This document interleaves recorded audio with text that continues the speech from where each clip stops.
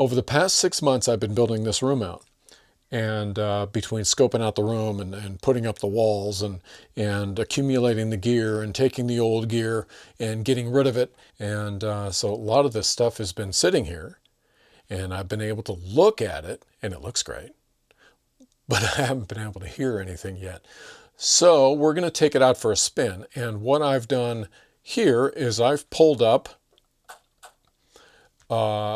some old drum tracks. I pulled out the old CD-ROM. Today we're just going to see how good we can make these within, say, half an hour, 45 minutes, something like that. This video won't be that long. Anyway, so these are the drums I've got. Let me set them up, route them where I want them to go, compress them, EQ them a little bit, and then I'll be back once I've done that, and we can go through each instrument and start to build that mix out.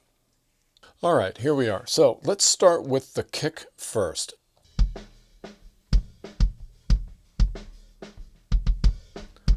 All right, so that's with nothing. Here's the gate. From there, we're going to compress it.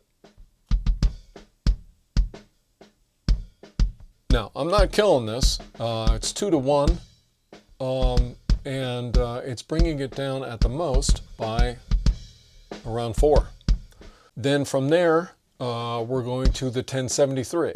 And this is where I said we were going to carve off some of that bottom, carve out some of that roundness in the low mids, and then raise the top just a little bit.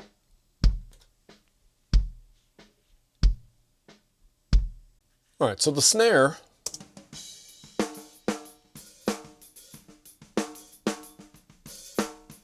as I said, it's thumpy, but it's got a lot of tonality to it, and I'm not in love with it. And it doesn't have that snare thing, whatever that snare thing is. It just doesn't have it. So the first thing that I'm going to do is I'm going to compress it.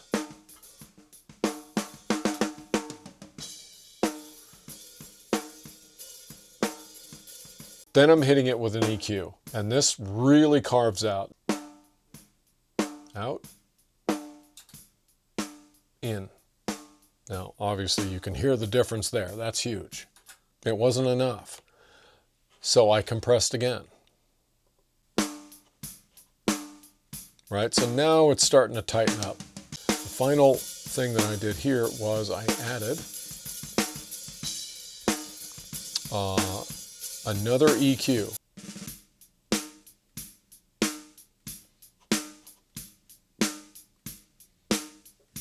And the final stage there,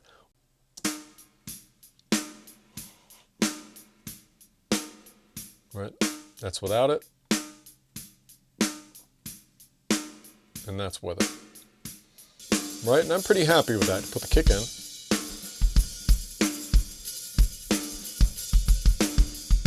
And hat is pretty easy. It's just doing hat stuff.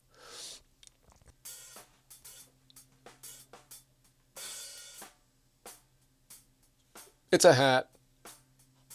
So all I'm doing here is I'm adding a console EQ.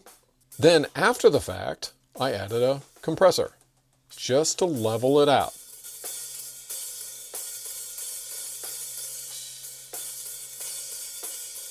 All right, that's the hat.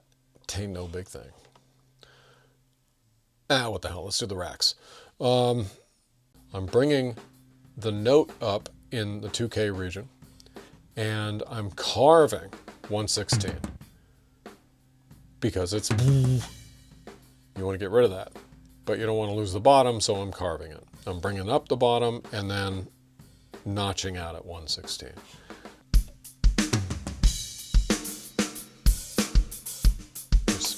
Here.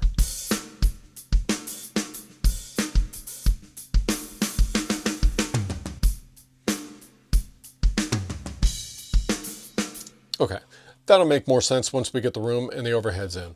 Speaking of overheads, so the first thing that I'm doing to these is compressing them.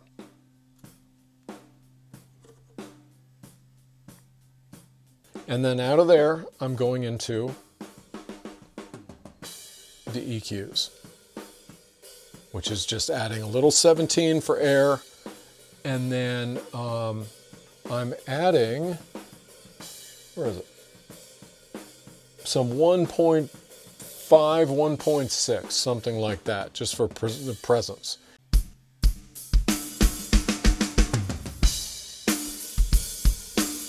But here is the thing that's going to tie the whole thing together. And that is, cut, cut, cut, cut, cut, cut. That is the room. So this is out. In. Out. In. I'm using a 550B, the API EQ. And it's not a whole lot. I'm taking some 8K out of the top so that it's not shrill. And I'm adding some 20 cages for air.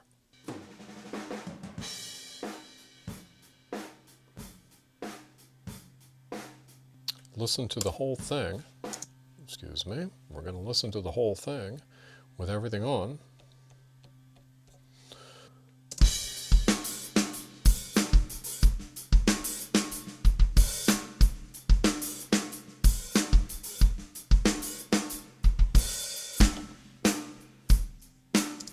All right, now to me that sounds pretty good. Let's go to the refrain where you actually hear the ride.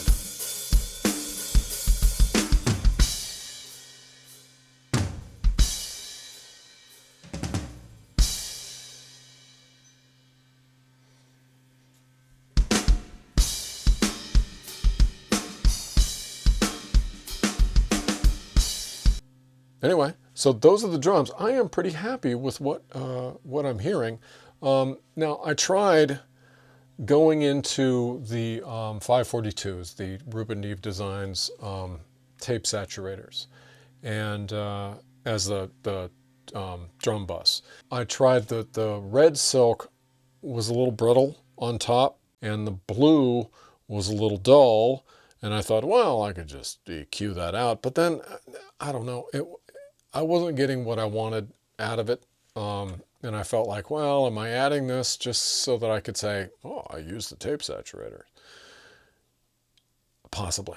So I took them out and I went with this. Now, is this album ready? No, it needs to be tweaked. And obviously the other instruments come in and changes are made according to that. But from a good, I spent 45 minutes on this. I'm pretty pleased with what I'm hearing, and I hope that this was interesting. I know it gets a little boring, but I'm going to cut this together so maybe it won't be so boring and it won't be so long. But yeah, so that's that.